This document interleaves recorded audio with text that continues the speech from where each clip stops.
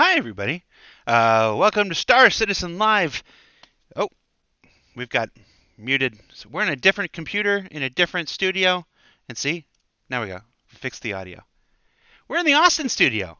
Hi, welcome from Austin, Texas. I'm your host, Jared Huckabee, and we're in the Austin studio because we've begun the filming process for Digital Citizen Con 2951. It comes out October 9th on Twitch TV. Be sure you mark your calendars.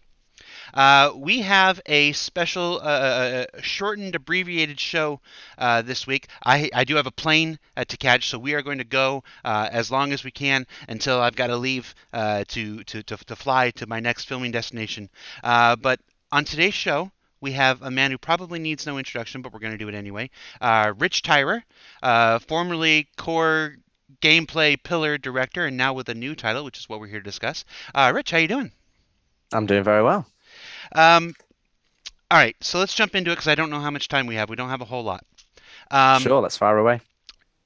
your new title is Squadron 42 FPS Game Director. That is correct. And with that, you're going to be moving from the day-to-day activities of putting stuff into Star Citizen and moving towards a more Squadron 42 focus. With that, let's talk. Let's set the table here. Let's talk about how your team and its work had previously straddled the line between Star Citizen and Squadron 42. So the first thing to note is that while my title has changed, my previous role of core gameplay director or core gameplay pillar director is still there.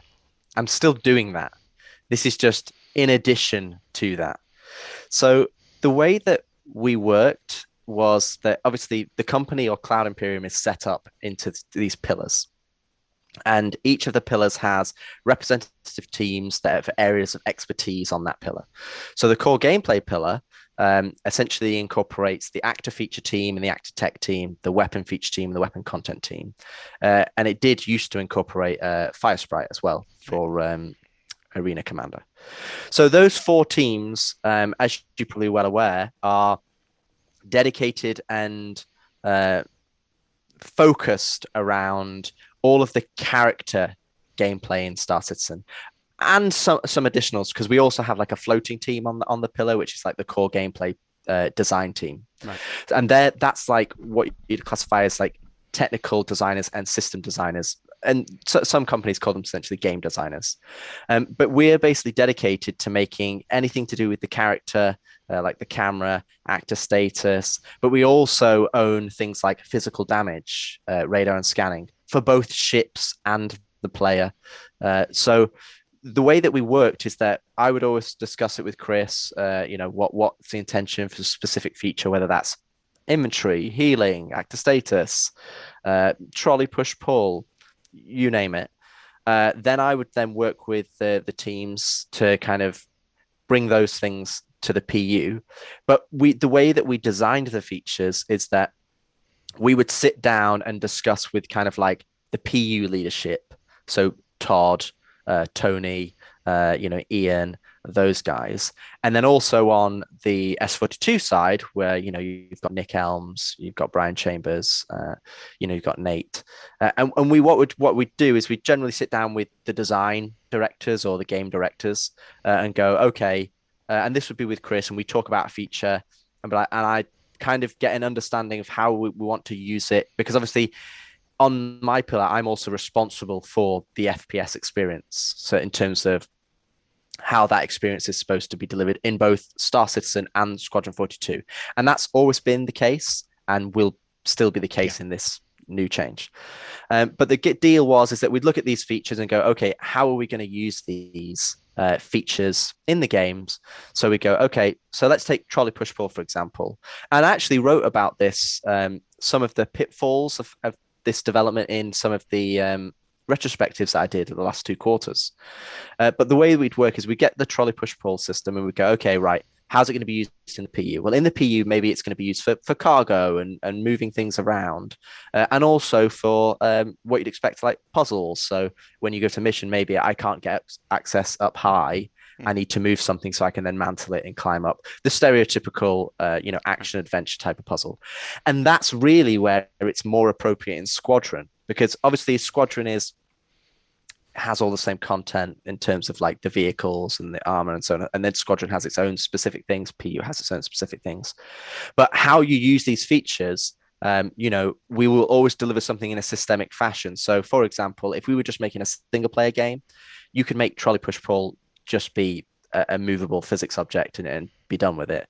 Because we know it's going into the PU, we went the extra mile and be like, okay, well, it needs to take into account there's gravities, there's different gravity that you can be in, or other people can jump on that because it's a multiplayer game, and you've got vastly different cargo weights, and so we have to take that into account. And so what we do is we take all of that information and we distill it down into a system or a game design what we want. And then obviously my job is to make sure that we're distilling that down and that fits into the overall vision and experience of the game, both Squadron and Star Citizen, in coordination with Todd, Tony, Chris, and Nick, and so on and so forth. um, and essentially we would tier it in a way. So we'd start off with a tier zero. And the tier zero would be, what is the minimum viable product that we can push this development piece to the live audience to kind of garner feedback and gather feedback and then tweak it. But because we're such a big company and we have such big releases, generally by the time we've released a tier zero, we're already well into another feature. And then the T1 kind of comes at a later date. So, for example, a really good example of this is Actor Status T0. We released in about 2018. I remember we talked about it at Gosh. CitizenCon. We Yeah. talked, I think it was the patch after CitizenCon, which was hypothermia and hypothermia, and then and eating and drinking. And then since then, we did a force reaction update, which tied into that. And then now we're about to do Actor Status T1, which is the next extension. But if you were working as a traditional game development, which is like not as a live product, you'd probably do them all continuously. You wouldn't do a tier 0 2. You'd just be like, you would make it in that manner, and you would play it yourself to get an idea of, go, is this right? Does it feel good? And then work towards it. But obviously, because we've got the PU and a live audience, we're able to leverage that community feedback, and they go, okay, it's not working in these environments, it's not working well here. How do we do this? And generally, a lot of the time on the core gameplay pillar, and again, this is the double-edged sword, is that we release a lot of features into the PU um, when they're ready to be used, but they're not necessarily fully integrated into the gameplay experience. So, for example, melee combat or body dragging or trolleys, they're three really good ones that are fully functioning features. But if they were being used in an action adventure or Right. Squadron or whatever, they would be integrated into, like, you're using them for a purpose.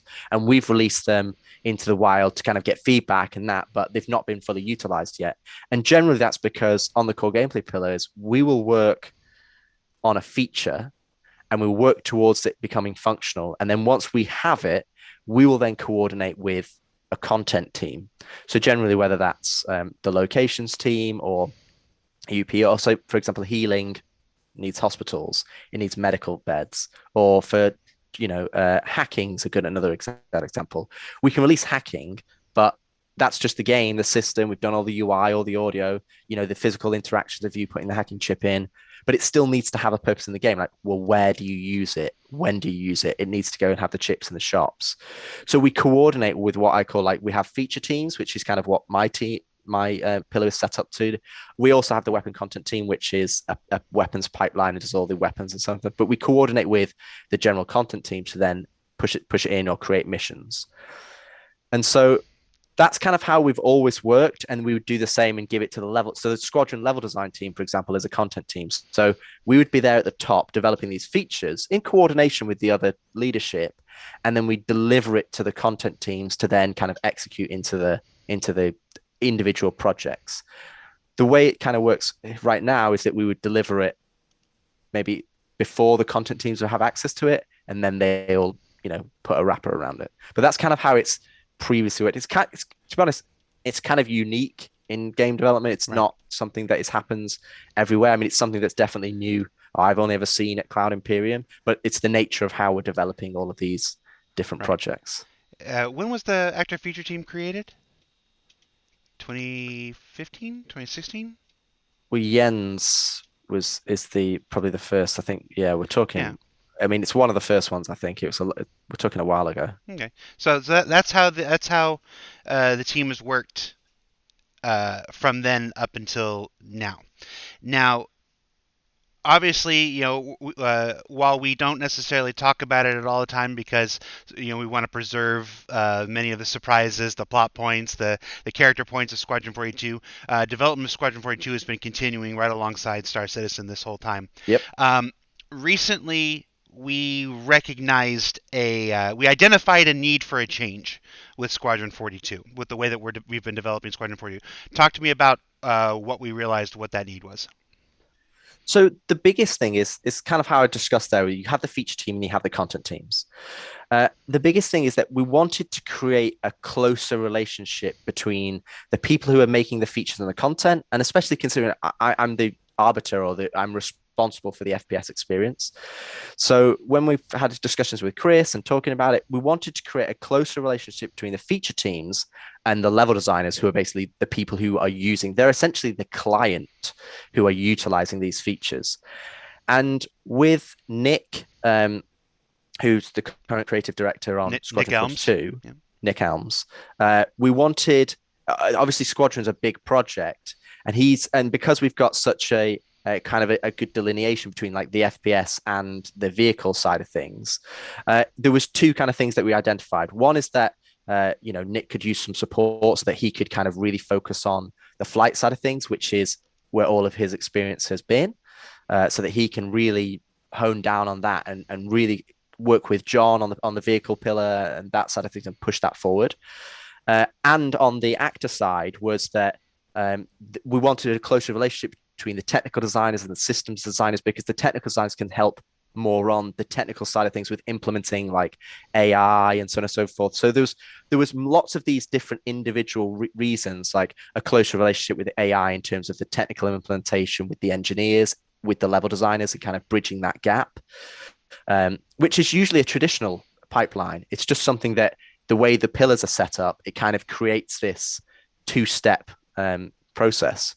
So that's where kind of I came in to kind of come over. So essentially, all of the FPS level design teams and the social teams on Squadron, essentially anything related to do with the character gameplay, they're kind of coming and being absorbed onto the core gameplay pillar. And that's why I said I'm still doing the core gameplay pillar direct. That's still a role that I fulfill. Mm-hmm. I just have a superseding role that kind of encompasses that plus the level design aspect. So that's where I'm coming on to help out on the game direction for the FPS side of things, and kind of skipping a beat, because what would happen is we go, okay, this is a feature that we want to introduce, like trolley push pull or whatever, or any of the weapons or armor or any of the other mechanics we want. And then there'll be a step of teaching that to the level designers and what they need to do. But now they're going to be part of that process, which is a more traditional way of doing it. Generally, you would sit down and you would work, the level designers and the system designers and the technical designers, they kind of work together alongside like the environment artists and the animators and so on. And they'd work together to create a thing. So, for example, let's say I take body dragging. If we were going to make body dragging, generally what you do is you go, hey, we've got a level, it's a stealth level.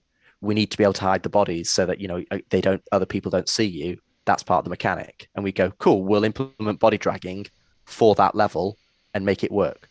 And so what we do is we're going to start doing that process. So we're going to start implementing these features within Squadron, but still taking into account the PU considerations, because that's still part of my responsibilities.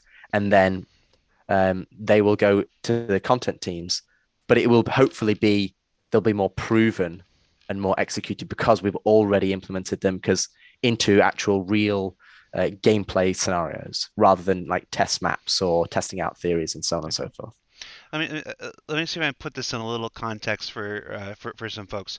Uh, uh, while the Star Citizen universe is a sandbox, it's a big, it's open, wide sandbox. Squadron 42 is and this may seem obvious, but for new people who have joined the project recently, maybe it's not.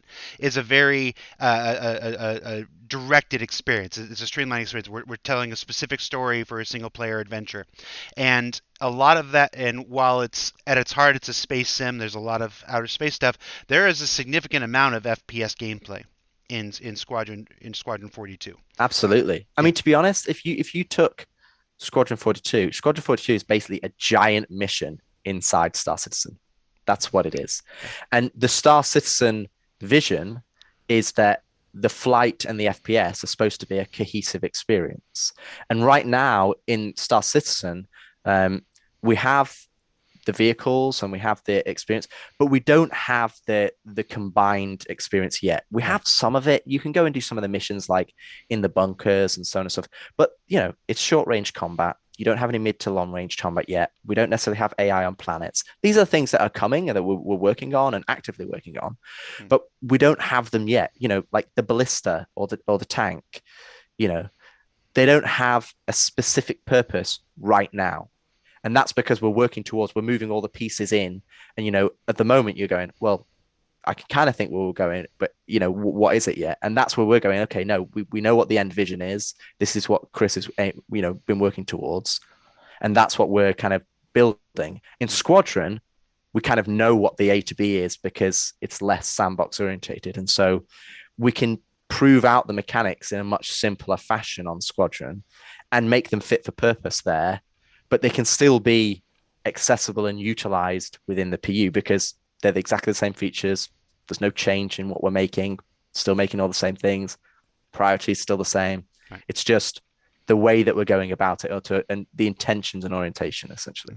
So when looking at these FPS levels and the FPS experience within Squadron 42, um, I feel like there was a sense that they could be making better use of the features that your team was developing. Yeah, and stuff, and that's why this building this closer relationship between the feature team and the level design team in Squadron 42 will be a great thing for Squadron 42 gameplay. Absolutely. I mean, to be honest, it's about greasing the wheels. We're removing bureaucracy essentially, and I don't mean that in that previous way was a bad way. More to just it's like how do we improve the communication, the flow of that information? We're 700 people working on two projects. There's across five or six studios in terms of location. There's a significant undertaking in terms of making sure that the vision is clear, that the game we're making, you know, that the game we're making is made in a collaborative manner, not a design by committee manner kind of thing. And I think there's a very distinct difference there, where it's not everybody voting, and then we're trying to make a singular vision because that's how you achieve excellence, and that singular vision has to be unified across all of these people and all of these pillars and all of these different disciplines, and that's hard enough when it's just a 30-man team or a 5-man team in one location. So when we're talking about trying to how do we improve those communication channels, how do we improve the vision, and because obviously Squadron 42 is still Chris Roberts' vision, Star Citizen is still Chris Roberts' vision. They're still unified in the same plane. So, and the same information is still being distilled down to the directors and then onto the teams. It's just how are we smoothing that communication pipeline to the Squadron FPS team and having them be more integrated in. Like I said, allows two things. It allows Nick to kind of really focus on the flight side of things and just worry about that side of things. And then for me to kind of go, okay, well, I know all the features and the mechanics that we're utilizing. These are things that we should be using. We've got, multi-tool tractor beam, we've got cutting, we've got, healing, we've got all of these different mechanics or body dragging and stealth gameplay and radio and scanning and physical damage and fire and all of those things. And you go, okay, well, this is what we can do. These, and it start giving them the ingredients that the level designers can use. And obviously then me helping those guys and supporting them to make these fantastical levels that kind of fit into this overarching game. So let's put this in in kind of like a diagram form to try to. I'm a very visual person. I think it'll help people to Sure. understand what this is if we put it in a visual. Yeah, because to be honest, it's probably Previously, quite complicated me just talking about it. It's previously, previously, there's the actor feature team, and the actor feature team had one leg in the persistent universe and the other leg in Squadron 42, like Jean-Claude Van Damme at the top on top of those two 18 wheelers in that yeah, commercial. yeah. Now with this reorganization, that's really what we're talking about here. You are now the actor feature team now flows directly into Squadron 42, and then when it completes its work on features for Squadron 42, then those features get handed over to the persistent universe. Yes, and that's something that I think is very the way I put it is that the core gameplay pillar, because it's not just active feature teams, the core gameplay pillar, which active feature team is probably the largest team on there, was squadron prioritized, but PU focused. And now we are squadron prioritized and squadron focused, and we will be focusing on delivering those features to Squadron 42, proving them out, rounding them out, and then giving them to the content teams, which we would have done previously on the PU for them to implement those features into the PU unit, into the live release. Okay. Now, the significant difference here is the time frame by which that happens, and something I alluded to at the start, which is the tiering. In standard game development, where you're not working on a live product, you don't generally tier features. Right. You make a feature that is fit for purpose, and if it does the thing that you want it to do, you test it and you play it and you go, that is what I believe it to be. I'm happy with it. And you then utilize that feature across multiple levels, and that's what you do. So what we're going to do, what the fundamental change here is that active feature team and core gameplay pillar are going to make a feature, as we always have done, in the exact same time frame with the roadmap that is we've had for the last 12 months, right? Then instead of it coming to the PU and Squadron simultaneously, what it's going to do is that it's going to come to Squadron first. And in Squadron, we're going to implement it and deliver it to create a final unified experience for Squadron 42. So trolleys or body dragging would have go to the, or melee combat would go to there, and we go, this is how we're going to use it in Squadron. This is how it's supposed to work. This is all of the things that we need it, the player experience. We test it, we play it, go through its approval channels, and get to a position where we're happy with it. And at that stage, we're going to go, hey, this feature is solid. It's got final art, final animations, final VFX. It's really good shape. We will then ship it over to the PU. Now, that doesn't necessarily mean that the PU community can't go, well, we want to give feedback on it or whatever. It's like, absolutely, because it's still going to have its implementation within Star Citizen, and it will have Star Citizen specific requirements. Right. Now, we will have still developed them within mind with Star Citizen, as we've done ever since the core gameplay pillars existed. But it means that the features will be much more polished, much more well-rounded, and probably be in a better state by the time that they get to the PU. So yeah. So basically, you're still doing all the same work. Work's not slowing Correct. down. Where Nope. the flow of work is not changing. You're not doing less or whatnot. It We're is doing now. more, or I'm doing Yeah, more. it's really a change in release strategy, I guess. Instead of popping out a tier zero into the PU and then a tier one eventually, then a tier two eventually, now you are going to focus on taking each feature, at least for the actor feature team. And I want to stress right now that we are talking only for the actor feature team here. The other Well, we are talking the core gameplay core pillar. gameplay, the So core that is gameplay pillar. actor feature team, weapon feature team, actor tech team, which is not really a feature team, Right. and the weapon content Right. team. The one thing to note, I think, to discuss there is that we're talking high level here. Yes. So this is the general intention of what we're trying to achieve. But I do want to specify some nuances that may be apparent. So if you imagine some features are what I call truly systemic features. So so jumping. Jumping is a feature that active feature team owns, and we did 2 iterations on, right? And it is it works regardless of whether there's any content, nobody needs to make a mission about jumping. We don't need to sell anything in shops. You don't need to buy it. It literally is your character can jump.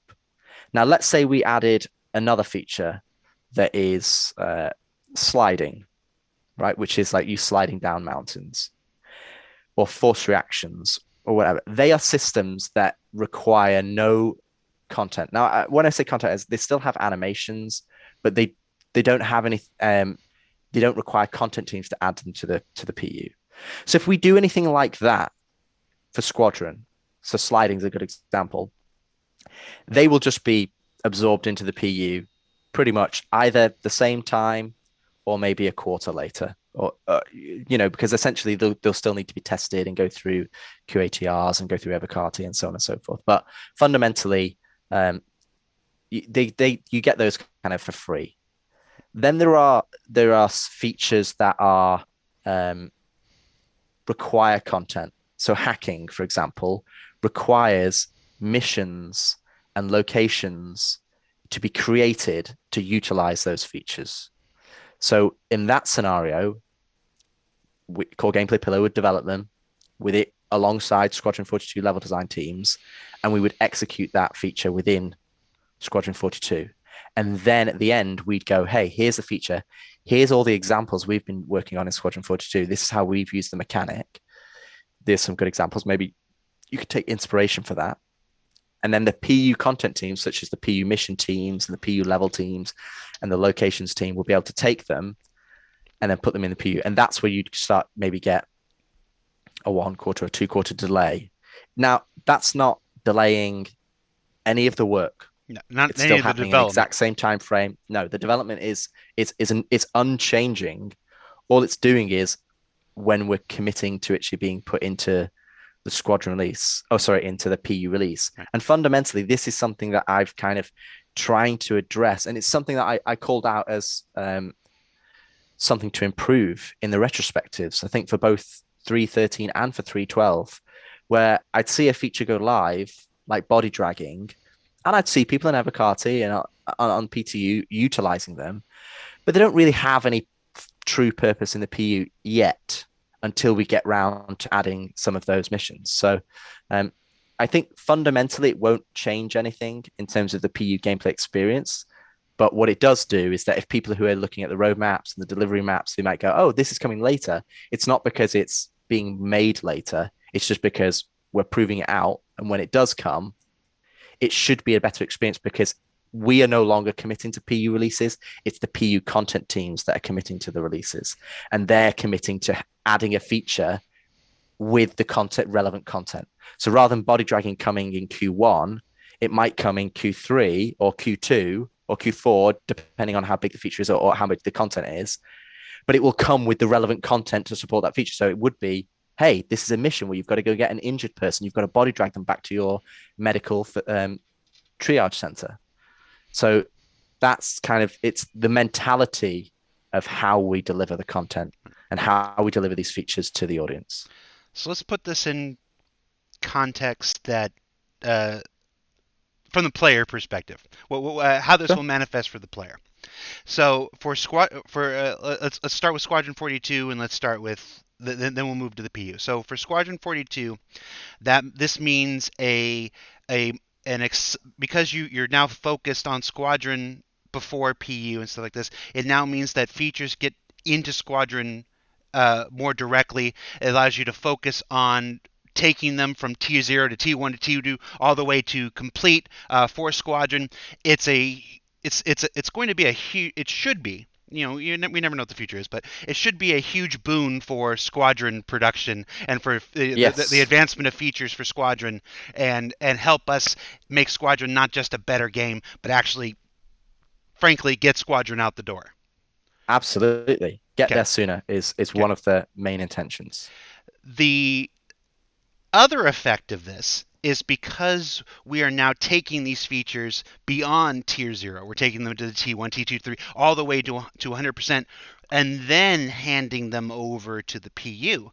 It means that situations like you explained with body dragging, where a T0 feature comes out and you're kind of like, well, that's all right. but there's really nothing to do Yeah, with it. Or, here's some trolleys, like, well, that's all right, but I can't load and unload cargo with it, whatever. It means that when the features make their way to the Precision Universe, they should be more complete. They should have more. They should have more content with which they can interact with and affect. It means a better experience for the PU overall when these features get added. exactly. And I think that basically hits the hammer on the nail. The one nuance thing is I want to make sure that everybody's aware is that depending on the scope of the feature. So, for example, let's take actor status because actor status is a really good example. Okay. Actor status is an absolutely monumental feature. It covers a huge range of statuses and healing gameplay and Death of a Spaceman and cybernetics, and there's a huge amount within there. We still may take a proportion of that and call that like actor status T0, but we take all of that up to what we'd expect to be as hopefully final, and then move to next one. So we still might have tiering, but not in the true agile development tiering sense. Generally, a tier zero is like what we talked about body dragging, which is a very self-contained mechanic. That would be we release that, but we know that we want to do direct improvements to that. Whereas they actor status T0, well, actor status T0 actually was hypothermia, eating and drinking. Well, we don't want to make changes to those mechanics. We just want to add more stuff. So in this scenario, we're adding a T1. We're not going back and making those different or improving them, which is generally what you would do in an agile development.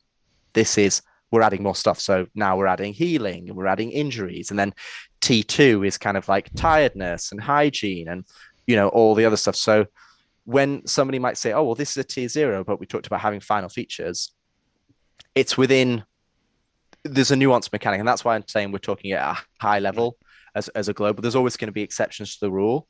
And there's always going to be scenarios where we are kind of just using that terminology to make sense for the tracking. But really, it's you could call those totally different features. For example, you could call active status T0. That's hunger and thirst and temperature mechanics. And then T1 is this is healing and injuries. And do you know what I mean? They're totally separate. Yeah. But just because we've called them active status T0 and active status T1, so it's a nuanced thing. But yeah, the TLDR is hopefully Squadron will come sooner and you'll get better features in the PU. Okay. Elfo in the chat is like, is this live? No, it's not. And I knew you would say that. So hopefully it means better features for Squadron. Hopefully it means Squadron development runs faster and more ahead. Hopefully it means that when these features come out to the PU, they are more fully developed, more fully fleshed out, and thus more enjoyable for the players to get them. Let's talk about the roadmap. Now, this is going to affect some things for the roadmap. So, we've said it before, and I want to be very clear here. The speed of development, the order, the amount of things we're making stuff, that is not changing. This is an alteration in release strategy. Well, technically, if that helps. I'm gonna make it a bit more complicated, but technically, it's getting faster. Okay. So, and what I mean by that is, Send your while letters it's to not Rich Tyrer. getting necessarily, it's not getting necessarily faster in terms of the PU delivery. That should stay the same because we're still making the same amount of features, still making the same content, still making the same stuff. But on Squadron, because we're making it and integrating it into Squadron as we make it, the iteration and the feedback loops and the communication that will be gone. Rather than us going here, hand over them, we'll be going in parallel. So in terms of Squadron development, it should speed up. In terms of the PU development, it will be identical. So no change. The development will be identical, but the release structure will be different. That's what we will need be to, different. Yes, yeah, and that's what we're talking about here. Yes. Really, I mean, that's why we have a very open development with the community. We want to make sure that we're being honest and being transparent. And so the scenario is, if you look at all of the features on the it's not called the roadmap, is it? It's called the feature tracker or something, or the roadmap. Just call it the roadmap. Well, there's a release roadmap, and isn't there something else? The where they show all the. I don't know. Like this. I don't know. I'm pretty sure there call is. it the roadmap. There's like a feature tracker the feature tracker for all the teams, Yeah, that's staying the same. there's the progress tracker, and then there's the release view. Yes. So So the progress tracker, for example, no change. gonna stay the same. It's gonna stay the Progress same. tracker stay the same. Exactly. Whereas the roadmap is going to change for The when these the things release view. The go release live. view is going to The change. release view, yes, yes, that's one. So So, and that will basically be the reality. So development doesn't change, yeah. the release strategy changes. Yeah, so on the release view, whereas you previously saw this feature tier 0 would come out in this, now that's going to push back. That's going to push back, and it will Correct. no longer be a tier 0. It'll now be closer to what we intend the feature to be when it's done. So that's the important distinction here, and that's really why we're here today. Why we're here today is to Yeah, explain this difference. The progress tracker, the work continues apace. The work continues as it always has, but more focused and hopefully faster because we don't have to do these little release steps along the way that slow things down. Slow things down, but the release view means that certain features, and you'll see this reflected on the roadmap the next time that they update the roadmap, I imagine. Certain features will look like they go back a quarter. So, some may go back 2 quarters. Some may go back further. No feature has the same development time, so it's going to be on a case by case basis. But the release of those features will change, and so when you see the roadmap get updated, if you look at it cursorily and without the context that we're trying to provide here today, it'll look like, oh, that just got delayed, or oh, that got delayed and whatnot. And that's not really what we're talking about here. We're talking about a change to the philosophy in how we release these things and wanting them to be, quite frankly, better than they have been. And that's really what this is about. It's about making the features better and more purposeful and more useful than we've been putting out into the PU in the past. So, exactly. And that's something, we've identified for a while, and especially for me, because a lot of effort and time for the teams go into making these features, and blood, sweat, and tears, and we want them to come out and be well received by the players, and that they enjoy them and they enhance the experience. So really we want them to be seen in the absolute best light, and this is allowing us to do that so that we can release them. So you're like, cool, there's not this new mechanic, but this new mechanic alongside all this new missions or all this new it stuff. And actually has a use. you know, There's actually a reason to have yeah. body dragging. There's I actually mean, a I reason mean, to I have could carts. I could keep going on, like weapon zeroing. Weapon zeroing allows you to automatically zero the scopes for your weapons. You can go up to do a kilometer shots. Other than PvP, you know, you're going to a bunker mission. You don't need to zero your weapon shooting somebody from 10 meters away.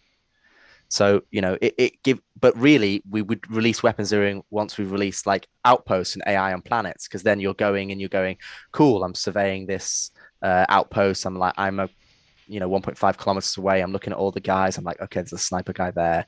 I'm going to go closer, take that guy out. And do you know what I mean? And Mm-hmm. and all of those mechanics, what makes sense? I mean, that's kind of the intention, and that's what we want to work towards, to have more of these well-rounded experiences.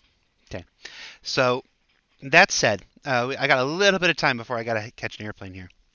Sure. Uh, the next 2 weeks on ISC, starting next week and then the week after, we are going to be talking about two of the largest sea changes to gameplay and life and death in the Star Citizen universe coming since Alpha 3.0, healing and the new inventory.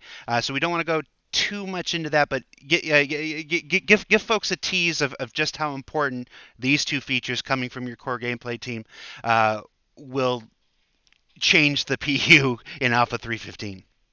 Well, the biggest change, obviously, is inventory is now localized. So when you load up your PMA, or essentially you have access to all of your equipment at any moment, anywhere in the universe.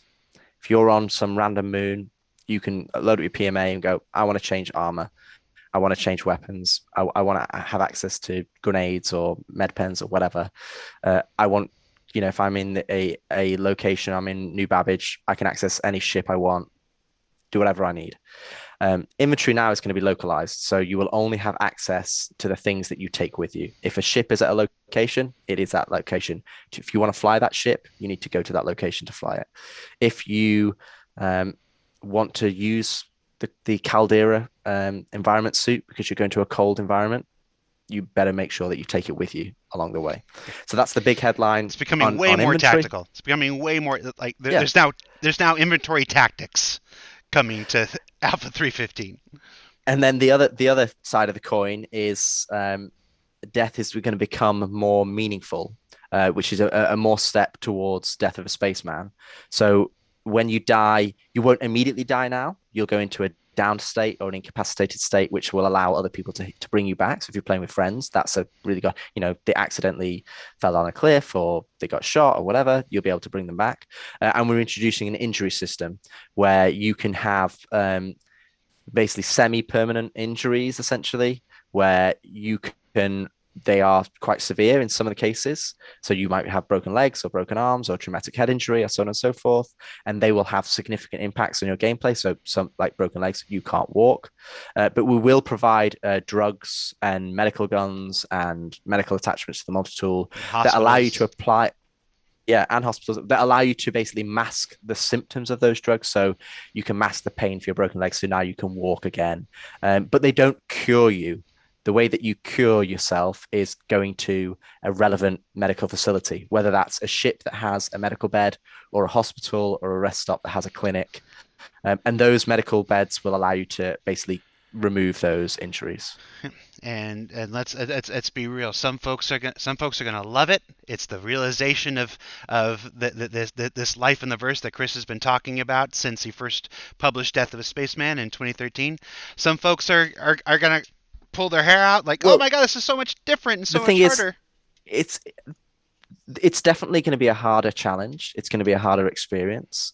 Obviously, we're still in an alpha state, so there's going to be scenarios where bugs happen and the things that are going to feel unfair. And I totally appreciate that.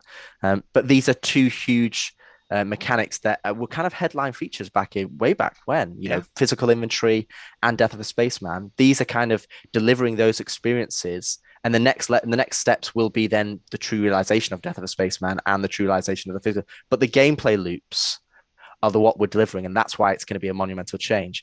But I mean, I look at it this way: like if I played any survival game or Rust or Ark or any game in general, and I put God mode on, or I can just access everything, or I played Witcher 3 and I had an infinite inventory.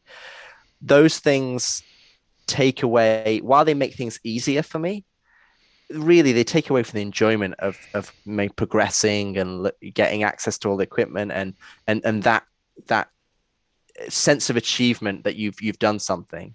And it starts to kind of alleviate that. If in Yeah. Minecraft, let's just say Minecraft, if I'm Minecraft and I don't lose any of my gear, then death doesn't become it's you don't get those sweaty palms when a creeper pops out at you and you're playing hardcore, or you don't want to lose your netherite gear going into lava. You're precious about these things that you've invested a significant amount of time into. So when you do lose them, it's You it's can frustrating, but you can die in adds to the Minecraft. challenge. I've never played You Minecraft. can, I don't know anything about it. you can. All right. So yeah, so that's the next 2 weeks of ISC. Next week is entirely about healing, and the week after that is entirely about inventory. That is how big and important these features are to life in the Precision Universe for my money. And this is these are the biggest changes to life in the PU since Alpha 3.0 came out. So 315 is a big patch. Um, Before we let you go, I've got a little bit of time. Let's tease out. Let's talk about some of the other features that your core gameplay team is working on that are coming Sure. to the PU over the next coming quarters. We've got FPS radar and scanning. How is this going? What can you tell us about this? So radar and scanning is so we were the team that kind of worked on the ship radar and scanning. So the ship radar and scanning alongside the vehicle tech team who kind of delivered that core system. Essentially, we were the design arbiters around it. And if you notice that a lot of the things under the hood are what we changed. So how the signatures work in terms of you being able to hide in the shadow of larger signatures and so on and so forth. So FPS is extension, and this is why we did it because we didn't want to create two systems that people have to learn that are totally different. You're going, oh, what? We wanted a seamless experience of you doing a ping or doing a scan, getting out of your cockpit, and you still have that information, and you can then continue to use it. So FPS radar scanning is the realization of that mechanic that you can ping out, detect contacts. The biggest thing about FPS radar scanning compared to ship's version is that we still use EM and IR signatures, but it uses dB, so sound, instead of cross section. So in space, they use cross section for like line of sight. On the FPS, it uses sound, so it has the three signatures. We also have you can scan, so you can do scan ships, you can scan people and find all their information, whether it's a bounty target and so on and so forth. We're developing and working with the UI feature team to create like the actual radar, so like essentially the mini map. We'll have them in. And A mini map. the one thing I would say about FPS radar scanning is that it's not intended to just be like an I win button wall hack where you just ping out and you know where everybody's location is, and then that's great. Now you will have some aspect of that, but you're going to give your location away. So when you do a ping, all of your signatures are going to flare, and if somebody else gets pinged, they know that you've been pinged, and they know that where you are. So you've got to use it in a kind of way of like, okay, I'm going to use it here, but to give myself a quick overview of what's there, if it's if I think it's harmful, and then I'm going to retreat. Or if I do it, and if I'm on my own and I know there's five guys in that room, maybe you don't want to do that. Or so that it's going to be a risk reward of whether you pull that trigger. I don't think people are just going to be going around pinging everywhere, um, because of the nature. You're giving away your location as well as receiving theirs. So there's going to be some nuance with that, but that gives you the highlights, should we say? Right. And no chaos live. It's not live. That's why we put the word live in the corner. Before I got a few more minutes. Zero G. Talk to us about Zero G and EVA. Big change. Some changes coming to that Yes. too. So the biggest thing about EVA is that we're eventually going to be introducing an EVA fuel to EVA. So that it has like a compressed inert gas that you use to utilize your EVA. We're turning it into a decoupled mode. So essentially, you use your jets to go in a single direction, and then you don't have to press the controls anymore, and you'll continue going in that direction. Rather than right now, you're like a ship, you push forward and you keep pushing forward and moving, and then you release and you stop. So we're turning it into a decoupled mode. Alongside adding in the fuel mechanic or the inert gas that allows you to do that, we're going to be introducing what we call zero G push pull. So you'll be able to attach onto things and basically pull yourself on the outside of an 890 jump or climb on things.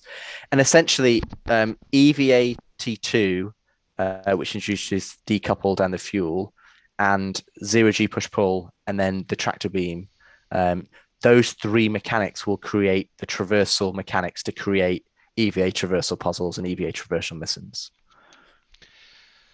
Finally. Pardon. Excuse me. Yep. And then any changes to personal air thought? What was it? Pi? What am I thinking? What Oh, am I trying to Pi remember? is called it's player interaction Yeah. experience. So player interaction experience in a nutshell is going to be introducing all of the new HUD to the PU. So that introduces all of the new. We started with the widgets in the bottom left hand corner. So like your health and your limb health and so on and so forth. We're going to be introducing the blood drug level in healing, which is part of healing, which you'll hear more about in the future. We're going to be doing the rest of the map sorry, not the map, the rest of the HUD. And what that will include things like hints. Your personal thought will no longer be a list of text; it will be a wheel. You'll get some quality of life features around inventory, so you can swap things. So I've got a gun in my hands. I want to equip the other gun. If I've got two weapons already on my back, I'll get a wheel that I can automatically swap. So essentially, that epic, which is player interaction experience, which is split between T0, T1, and T2, includes all of these things. It also includes lockers, physical lockers, so you can store your outfit and save them out. So it's kind of like a big improvement to the interaction in the world and how you interact with things and how you use your not your inner thought, how you use the player interaction system in the game. Cool. Well, that's all sounds amazing. Like I said, like we said, changes coming to the release strategy, but development is still continuing. Development is still going at the as originally intended. In some cases, it looks like it may actually go a little bit faster. And so I'm not going to sit here and promise that you know how it is. We've all been here. We've all been following Star Citizen for a long time. But these are on the whole, these sounds like very positive and exciting changes, especially for Squadron 42, as it means it'll be a big push towards finally locking Squadron 42 down and getting it out the door, and of course getting more well-rounded and complete features for the PU when that time comes. So that's exciting. I have got to fly out. We are here in the Austin studio. We've been filming for Digital Citizen Con. I've got to get out of here. Rich, thank you for joining me. And I'll talk to you later, man. Bye. Absolutely.